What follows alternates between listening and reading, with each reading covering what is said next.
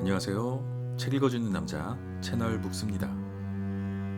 오늘 소개드릴 책은 카타리나 블룸의 잃어버린 명예라는 흥미로운 제목의 책이고요. 저자는 한리 벨입니다. 예전하고는 조금 성격이 달라진 것 같기는 하지만 언론의 힘이라는 것은 여전히 막강한 권력입니다.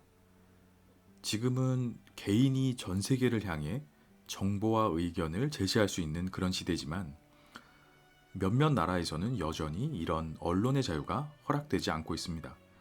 인터넷이 발달하기 전에는 언론의 힘이라는 것이 사실은 상상을 초월하는 수준이었습니다. 사람들이 정보를 얻을 수 있는 거의 유일한 창구였기 때문인 것 같고요. 신문이나 방송에서 보고 듣는 것을 사람들이 믿을 수밖에 없었습니다. 유일하게 그게 정보 출처였기 때문에. 그래서 쿠데타를 일으키거나 내전이 일어나면 우선 방송국부터 장악한다, 이런 이야기가 있을 정도였습니다. 이 책 카타리나 블룸의 잃어버린 명예는 바로 이런 언론과 왜곡된 언론으로 개인이 희생되는 그런 상황을 그리고 있습니다. 사람들은 너무 당연하게도 자신들이 보고 들은 것을 믿게 되어 있습니다. 어쩔 수 없는 현실입니다. 자신이 직접 자신의 눈으로 보고 들은 일인 경우에도 사실은 나중에 알고 보면 생각했던 것과는 다른 경우가 종종 있습니다. 그런데 심지어 전해 들은 이야기의 경우에는 왜곡될 가능성이 충분히 있는 게 사실입니다.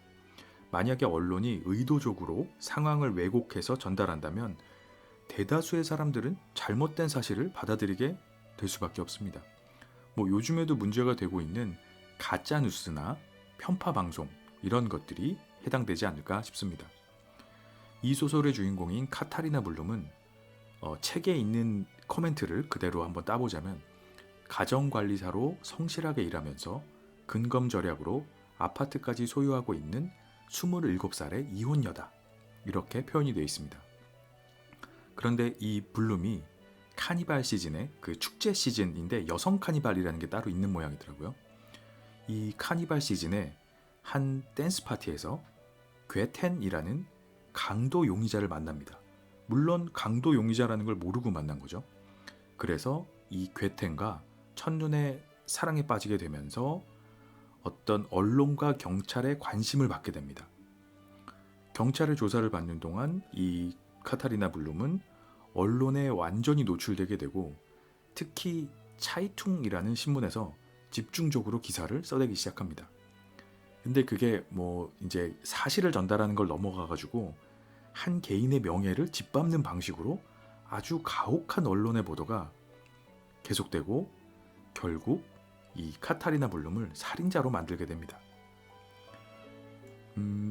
본문에 소설 속에 나와 있는 부분을 잠깐 인용해서 읽어봐드리면, 어느 젊은 여자가 즐거운 기분으로 쾌활하게 전혀 위험하지 않은 댄스 파티에 갔었는데, 나우루의 그녀는 여기서는 선고를 내리는 것이 아니라 단지 보고만 해야 하기 때문에 사실의 보고에 그쳐야 한다. 살인자가 된다. 사실 잘 들여다보면 그것은 신문 보도 때문이었다, 라고 이야기를 하고 있습니다. 신문의 보도 때문에 살인자가 된 아주 평범한 한 젊은 여인의 이야기가 바로 이 카타리나 블룸의 잃어버린 명예라는 소설이고요. 이 사건을 둘러싸고 경찰, 변호사, 검사, 그리고 사회적으로 아주 성공한 인물들, 그리고 이 카타리나 블룸의 주변 남자들, 언론, 기자, 그 외에 주변 사람들의 이야기가 전체적으로 펼쳐지는 것이 이 소설의 이야기고요. 이 많은 사람들 가운데 카타리나 블룸은 가장 힘없고 평범한 소시민입니다. 아주 젊고 이혼한 여자인데 혼자서 스스로 아주 성실하게 살아가는 여인이지만, 누군가 테두리가 돼줄 만한 어떤 힘이 없는 그런 평범한 소시민입니다. 언론은 멋대로 이 카타리나 블룸의 사생활을 파헤치면서 추측성 기사와 가십성 기사를 쏟아내고, 또 국가와 공권력은 이런 상황에서 여론의 폭력으로부터 이 블룸을 지켜주지 못합니다. 결국 카타리나는 스스로 총을 들게 되는 그런 이야기입니다. 이 소설의 제목에서도 말해주듯이 기본적으로 저널리즘에 의해 한 시민이 명예를 잃고 인생이 파탄나는 그런 모습을 보여주는 이야기고요. 여기에 더해서 의미심장한 것이 이제 부제인데, 이 소설의 제목은 카타리나 블룸의 잃어버린 명예, 그리고 부제로 혹은 폭력은 어떻게 발생하고 어떤 결과를 가져올 수 있는가, 이런 부제가 달려 있습니다. 언론이 폭력적으로 변했을 때 어떤 일들이 벌어질 수 있는지를 보여주기도 하고요. 인간의 폭력성이 어떻게 나오는지, 또 어떤 결과를 가져올 수 있는지 여러 가지를 생각해 볼 수 있게 하는 그런 책입니다. 개인적으로는 아주 멋있는 블랙 코미디라고 생각이 되고요. 이 이야기의 배경이 독일입니다. 배경이 되는 독일이 우리나라와 같이 지금은 통일이 됐지만 공산국가와 민주국가로 나눠져 있었죠. 동독과 서독, 그리고 통일이 된 이제 그런 나라인데, 그래서 그런지 이 배경이 되는 그 분위기가 정치적인 그런 내용과 분위기나 언론의 공격 같은 게 어딘지 모르게 굉장히 익숙합니다. 소설 속에도 좌파 그룹, 빨갱이 트루데 이런 단어가 등장하는 것도 아마 이런 배경 때문인 것 같고요. 이 보수적인 언론은 카타리나 블룸의 아버지가 공산당이었다라는 증명되지 않은 뉴스를 막 퍼뜨리고, 그래서 이 사건과 관련돼 있던 정치인들, 변호사, 검사 이런 친구들, 카타리나 블룸을 처음엔 보호해 주려던 이런 사람들, 카타리나의 변호를 맡았던 변호사, 이런 사람들이 몸을 사리게 됩니다. 공산당하고 잘못하면 연루가 되겠는데? 라는 생각에. 그리고 카타리나의 변호를 맡았던 변호사는 자신이 속해 있던 회사로부터 압박을 받습니다. 이 변호를 해야 되냐? 포기해라. 회사에도 그 손해가 올 수 있다. 이런 것 때문이죠. 이 소설 속에 인용된 이 부분을 아주 짧게 읽어드리면, 카타리나의 아버지가 공산당이었다는 유일한 인용문은 1949년 그 마을에 있는 7 술집 가운데 한 곳에서 농부 쇼이벨에게 카타리나의 아버지가 했던 말로 사회주의가 절대 최악의 것은 아니다 라는 내용이었다고 한다. 그 이상의 소득은 얻어낼 수 없었다. 이런 내용입니다. 이 카타리나 블룸의 아버지가 아주 옛날에 그 동네에 있는 여러 개의 술집 가운데 한 곳에서 어떤 농부에게 사회주의가 아주 절대 최악은 아니지, 이런 말을 했다라는 그 한마디 구절로 카타리나의 아버지는 공산당이었다, 이제 이런 악성 기사들이 쏟아져 나오는 겁니다. 몰아가는 거죠. 이렇게 정치적인 이야기도 있고 여러 가지 이야기가 들어있는데, 사실 정치적으로나 사회적으로 생각하지 않아도 기본적으로 읽기에 아주 재미있는 이야기입니다. 이 범죄자인 줄 모르고 사랑에 빠진 한 여인의 러브 스토리이기도 하고, 또 형사물이나 추리물 같은 느낌도 듭니다. 이 소설을 풀어가는 화자의 이 말투, 문어체가 굉장히 좀 묘합니다.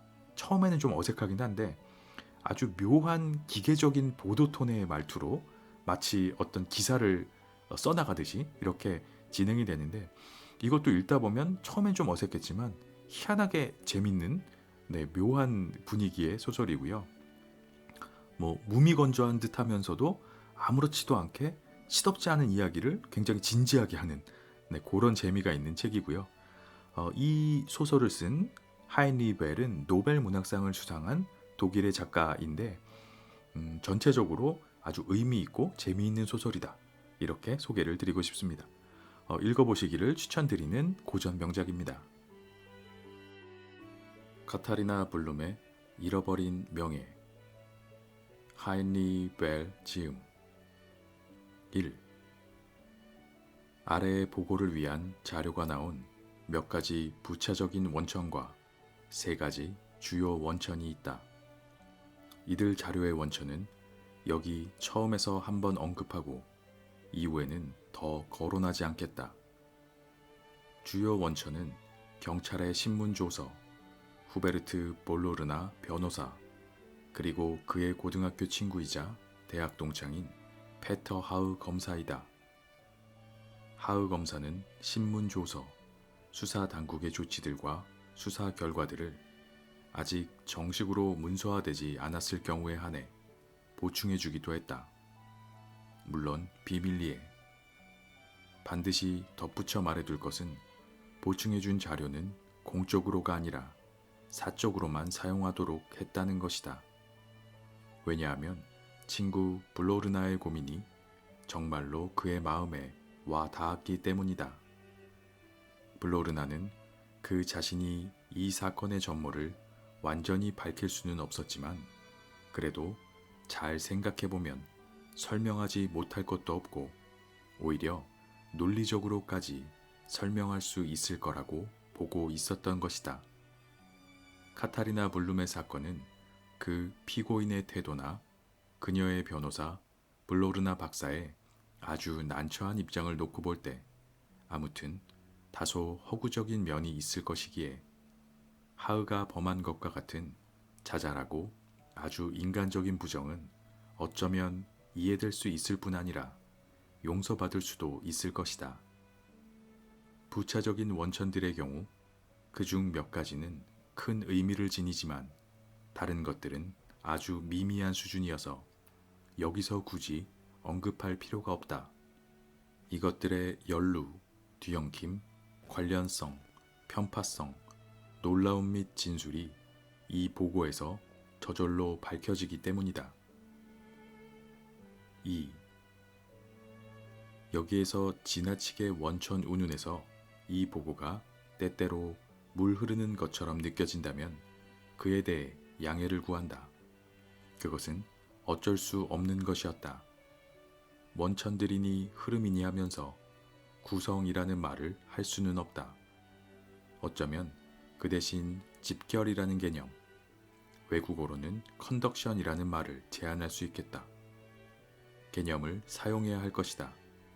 이 개념은 어린 시절 혹은 어른이 되어서도 웅덩이를 가지고 그 안팎에서 놀아본 적이 있는, 웅덩이들을 파고 물길들을 서로 연결해 웅덩이를 비우기도 하고 물길을 옆으로 돌리거나 다른 쪽으로 바꾸어서 마침내 가지고 놀 수 있는 웅덩이의 물 전부를 하나로 모아 흐르게 해본 적이 있는 사람이라면 누구나 분명하게 이해할 것이다. 이는 모은 물을 더 낮은 곳으로 흘러내리게 하거나 가능하다면 규칙대로 혹은 순리대로 당국에서 만들어 놓은 하수관이나 배수관으로 올바르게 이끌기 위해서였다. 그러니까 여기서 의도하는 바는 다름 아닌 일종의 배수 혹은 물빼기 작업이다. 명명백백한 정리 과정이다.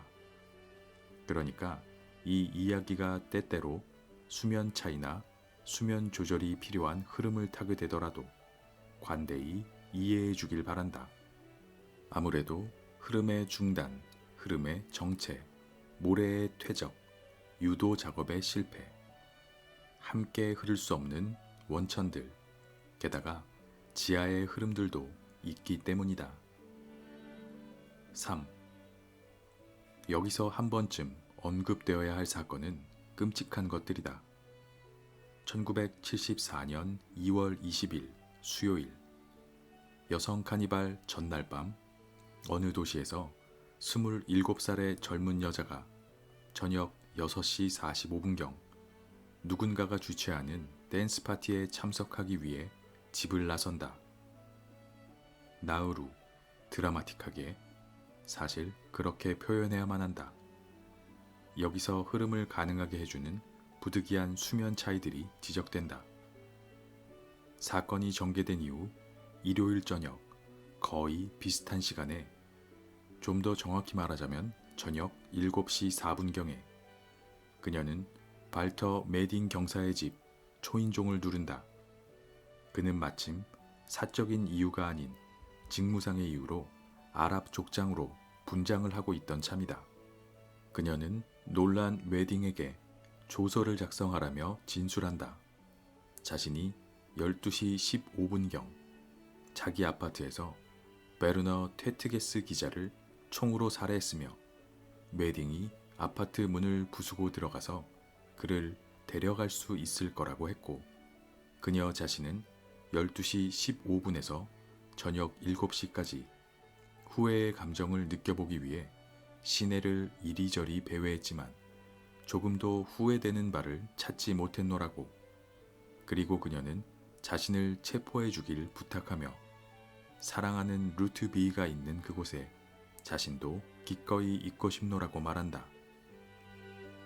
웨딩은 여러 차례의 신문으로 이 젊은 여자를 알고 있었고 그녀에 대해 어느 정도 동정심을 느끼고 있던 터라 한순간도 그녀의 진술을 의심하지 않는다. 그는 그녀를 자신의 차에 태워 경찰서로 데려가 상관인 바이츠맨의 수사과장에게 보고하고 젊은 여자를 감방에 넣으라고 지시한 후 15분 뒤 그녀의 아파트 문 앞에서 바이츠맨네와 만난다. 훈련을 잘 받은 대원들이 문을 부수고 들어가 그 젊은 여자의 진술이 사실임을 확인한다.